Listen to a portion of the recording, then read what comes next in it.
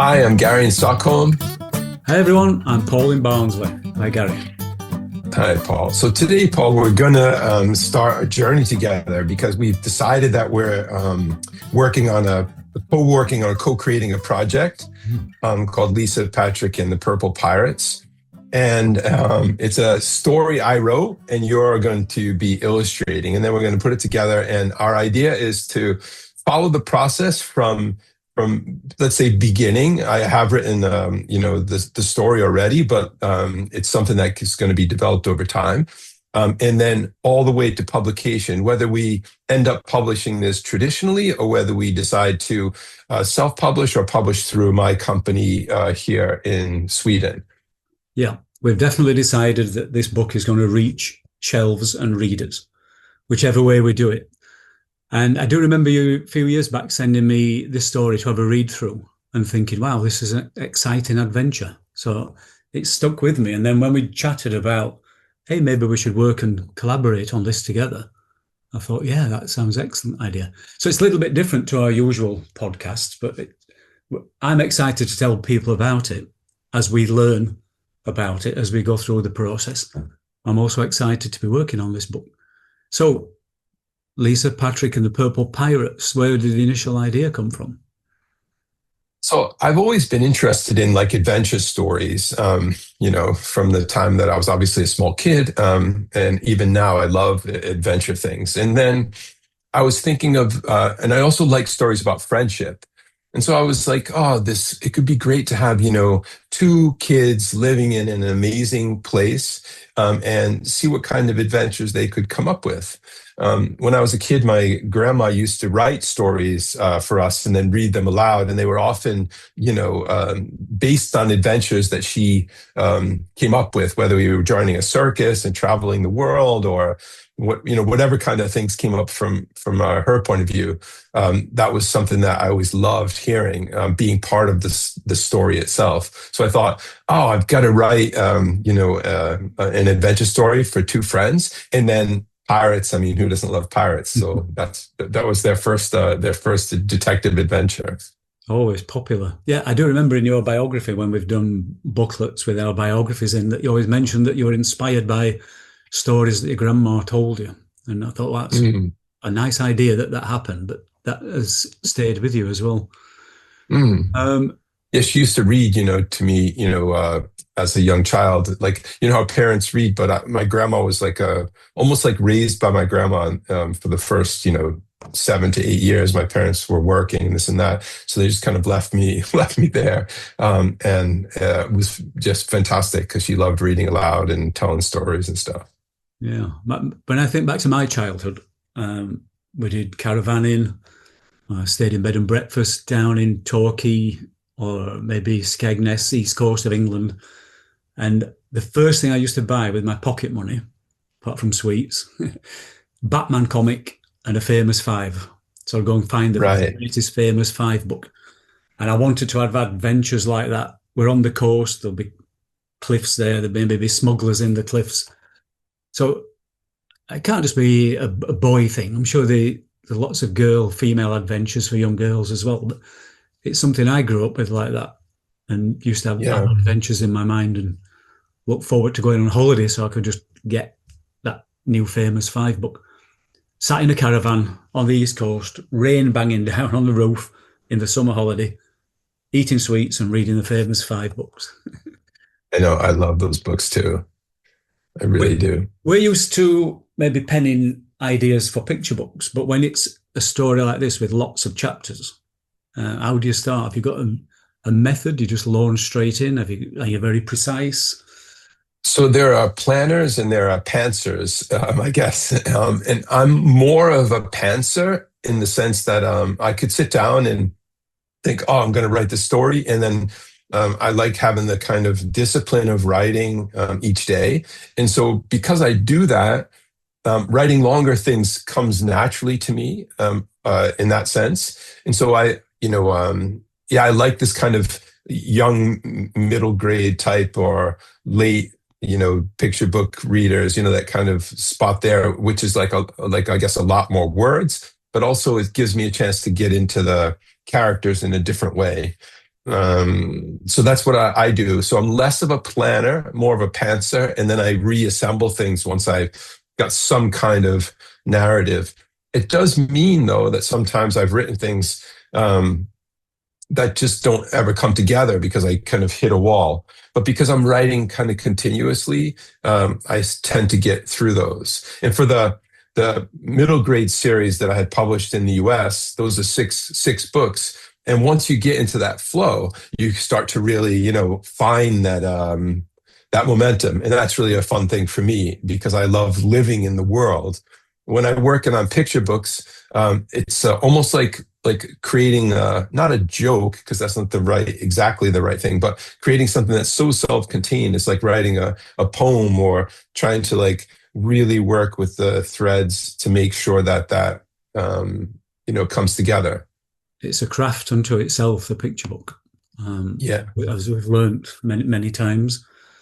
yeah. Um, Physically, do you use pen and paper? Are you sat with a laptop or an iPad? I almost always now just use my computer, and I write in either Scrivener or in Google Docs.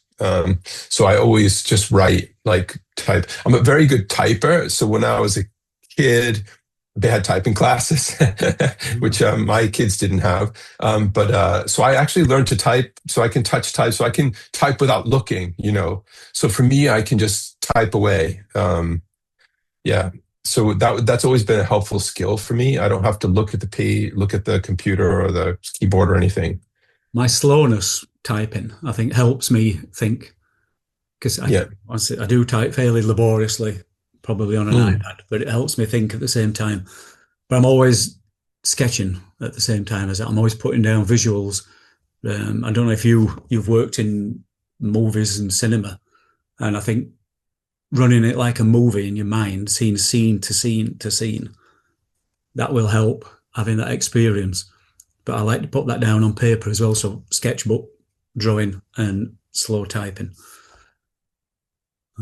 Yeah, tell us a bit more about the two characters. Are they you as a young kid? Is Patrick you as a young kid, or one of your boys?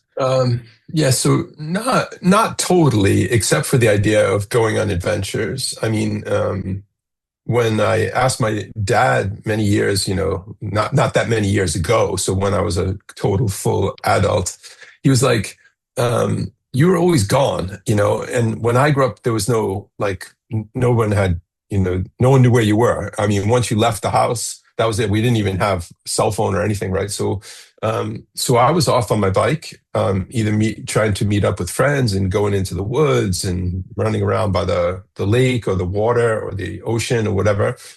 And would come back, in the evening, basically, on any given weekend when we didn't have school. And then after school, it was either an activity or out again.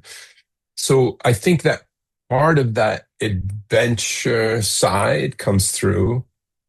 And also, we would explore things that were, I don't know, could be considered dangerous by today. We would go into, if there was an abandoned house, we were in there. If there was there used to be this big, not a junkyard, but like a place where they put like old cars that they didn't use anymore.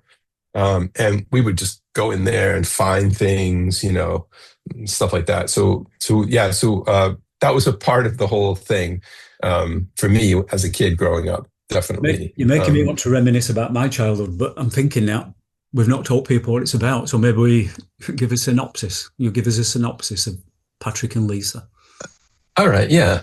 So basically, Lisa and Patrick are two kind of extraordinary kids that live in a small village and by the sea. And one day, all of the cats in the town start to disappear. So people's pet cats start to disappear. Well, this becomes a big problem because everyone's so attached to their cats. And they have been kind of roped into, because of their way of dealing with things in the past, to solve this conundrum. Where are all the cats gone?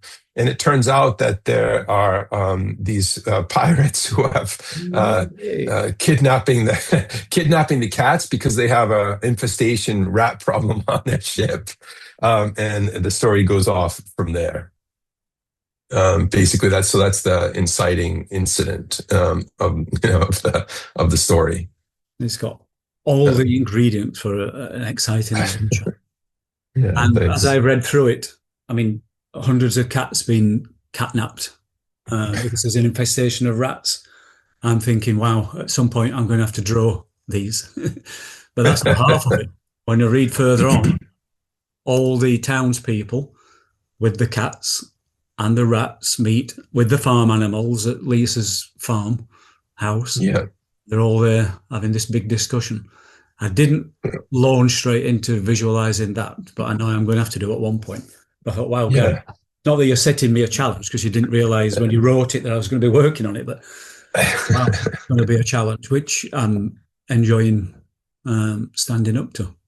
Have you got any Yeah, I visual love the shows? Yeah, I can show you a little bit of what inspired me and a couple of inspirational images, which of course I've shared with you. And then I know in further episodes we're going to talk about your initial thinking and everything. But I'll share some of the initial things that I put together for today, and then we can just talk a little bit about some of those things right now. Wow. So Pirates. Yeah, the case of the Purple Pirates.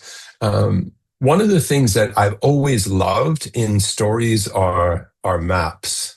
And so one of the things I think is important in when you're building this world is creating the environment. I think it's a very environmentally rich story from my point of view. And I know already you've sent me over some inspiration from these small villages in the UK. I can't remember the name of that one particular place. Yeah. Staithes. Fishing Staves, village yeah. Staithes on the northeast coast because I'm in the UK and it just sounded like you were writing about the back cobble streets of Staithes village going down to the coast. Yeah, when I Is this saw that, I true? was like, I love books where it sets the scene with a map or a series of portraits of people so that you're going forward, you've got that in your mind, you know whereabouts you are strategically, yeah. geographically. And so I thought I'd share a picture of this is me with my grandma, who was the storyteller that we talked about just a few moments ago. Wonderful. And so, yeah, If only she knew that she was inspiring you throughout life to be imaginative to be like a that. writer. Yeah, she was also a writer and wrote her own stories, which she read to us and incorporated us into. So she would tell stories of us going on adventures. So that was one of the things that's always inspired me. And yeah, I carry that with me a lot. So uh, yeah, so there's my grandma and me. Mhm. Um, so I, just came up with this as a sketch to show you about, kind of the idea of what I'm thinking in terms of the, look and feel, but also in terms of like how the characters might be. Mm. Um, Lisa is this intuitive naturalist. She can communicate with animals, although she's just not like Dr. Dolittle who can like talk to the animals, but Yeah. she has an intuition and a connection to animals. She's a great gardener and farmer. You mentioned her farm. She's a sailor and an adventurer, but she's also filled with a kind of deep intuition. So when a new story is about to happen, a new adventure is about to happen, then her toes start to wriggle, and then she knows, something is afoot. Yeah. um, and then Patrick is more like a tactical engineer. He loves his gadgets. He's rigged up his bicycle to have all kinds of different types of GPS things and stuff like that. And he's a meticulous planner. So while she's the adventurous driving ahead the narrative, he's planning and executing on all kinds of crazy stuff. And these are just the kind of Um, things I like to read in books as well. Extra information. You can keep referring yeah, back to that.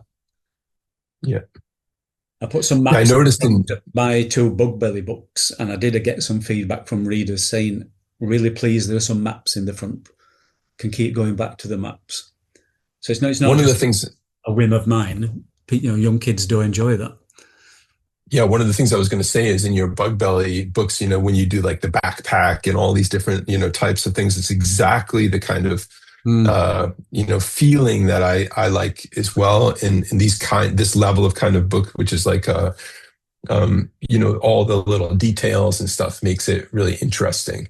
Which I think Um, is hark back to the kind of kids we were, like you said, as we grew up, going off on adventures or imagining our own adventures.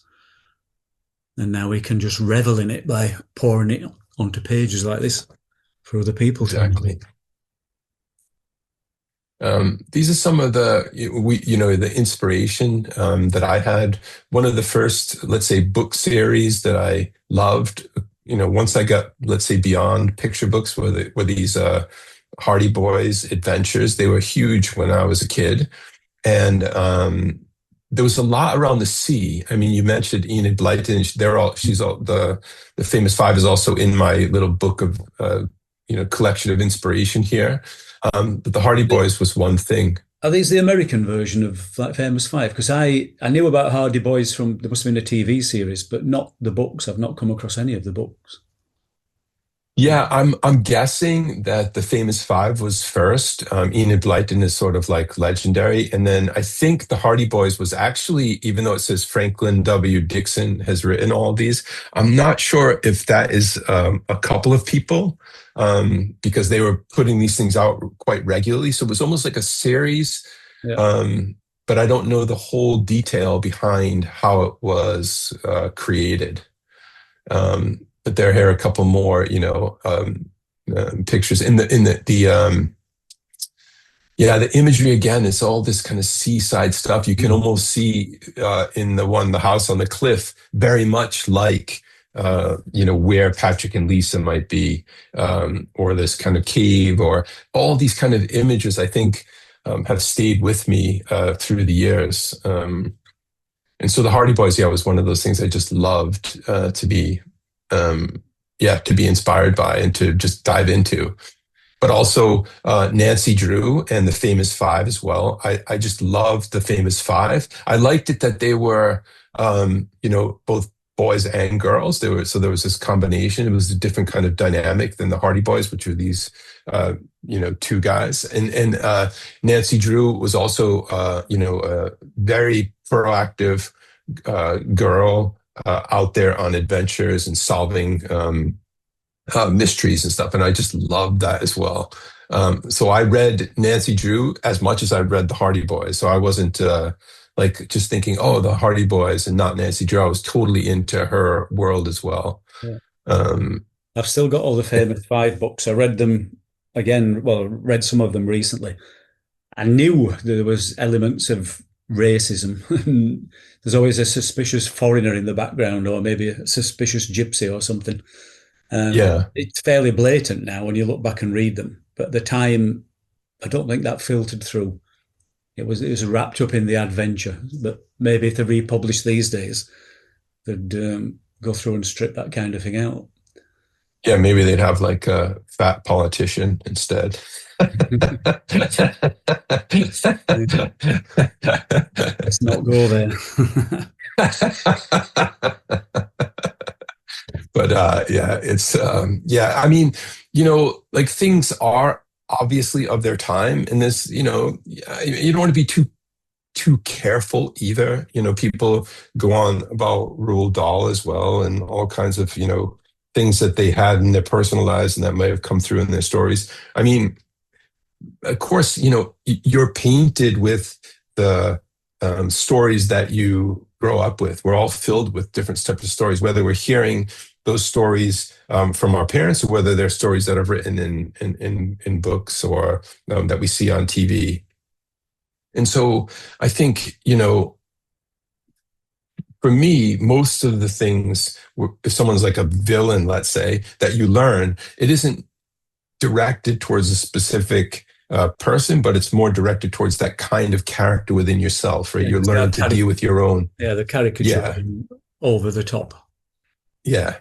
But Yeah. Or Bond villains or whatever. Yeah, all those fundamentals of adventure still get rolled out in Harry Potter. I'm just thinking about the Horcrux, when they go seeking the Yeah. Horcrux across the sea into the cave, which is a bit like a smuggler's cave. There's all these Yeah. scenes that are classic, typical scenes for adventure. Mountaintops, old, eerie castles. They keep cropping up again and again. Yeah. So in future episodes, we're going to look at some of the imagery and bandy Yeah. back and forth of what we're thinking of the story. And we're going to catalogue all our process along the way, which I'm looking forward to. Before we end, I just want to show a couple more things. We have a little bit more time. I just want to share with you all like one a series of books that I just love, and that's this the Ursula Le Guin books, the Earthsea trilogy. And the reason is it's about this kind of individual who blossoms and grows, and at the same time, it is about adventure. And so you can go very deep. I mean, Patrick and Lisa is a younger profile than the Earthsea trilogy in terms of like reading, let's say. Yeah. But this kind of internal adventure that we go on, I think all adventure books are really kind of going in that direction for us. They're giving us a kind of sense of, I'm exploring myself a bit. Yeah, I think that's like an important thing to think about. And whenever we go into fantasy or adventure, it's something that's an adventure within as well as something that we're reading about. And then, of course, I just wanted to mention that, I've also was interested as a kid in TV, and there was a program called Gilligan's Island, which was just terrible, but we watched it all the time. It was about this group of crazy castaways on this island and their misadventures. And when it comes to pirates, obviously, Johnny Duddle's right up there. And you and I had the great privilege of being on a picture book retreat with Johnny Duddle and his fantastic personality. The way he talks about his process and everything was really excellent. And so he's also a more modern inspiration for anyone who's interested in this kind of let's say age group. If you haven't explored Johnny Duddle's books, I mean, it just goes on and on from this to the alien things to, everything he does is just really beautiful in that sense. And then the last thing I wanted to mention just before I come back to you is the, Pippi is, she's of course from Sweden, but she is an adventurous, self-aware, exploration, adventurer character, and I've always loved Pippi. And of course, she's been to the seas. She's got this whole house, and in some ways, Lisa is a little bit of a kind of a Pippi type character in my mind. And then the last thing that I wanted to show you all was, of course, Treasure Island, which this idea of maps and, the hidden treasures and things that are, out there for us to explore also there. And so there's a lot of this kind of sea imagery in my thinking in terms of Patrick and Lisa. And I think it's kind of informed how I wrote the text. It's getting me excited just hearing about this influence, and it's making me want to read on and illustrate on and crack on with this. Pippi is not something I've read. I had not realised that it is a really nice echo of Pippi, Lisa's character. Yeah. Brilliant. So I can't wait, Paul, to take in our next episode. We're going to talk about the process of like all of a sudden you got these kind of bunch of words, this text, and you're going to start to look at, how do I unpack this and start to sketch ideas and everything like that. And as I mentioned in the beginning, we're going to follow this whole process. And so it's about what we're thinking, but also along the way, we'll be incorporating different tips in terms of, storytelling, illustrated approach to illustration, the whole, cycle of creating something. Some of the books that you've just mentioned have made me think of the classic book, The 7 Stories. There are only 7 stories in the world. So maybe we'll mention that and explore some of those, see how Patrick and Lisa fit into one of those. Is it a quest? Yep. Is it there and back again? But unpacking my process of how I approached it seems quite psychological. So it might be interesting to other people. They might think, oh, I'm not alone in having to create a nest of reference. So we'll come to that in the next episode. All right. So thanks, everyone, and bye for now from me in Stockholm. Bye from me, from Paul in Barnsley. See you soon. Bye.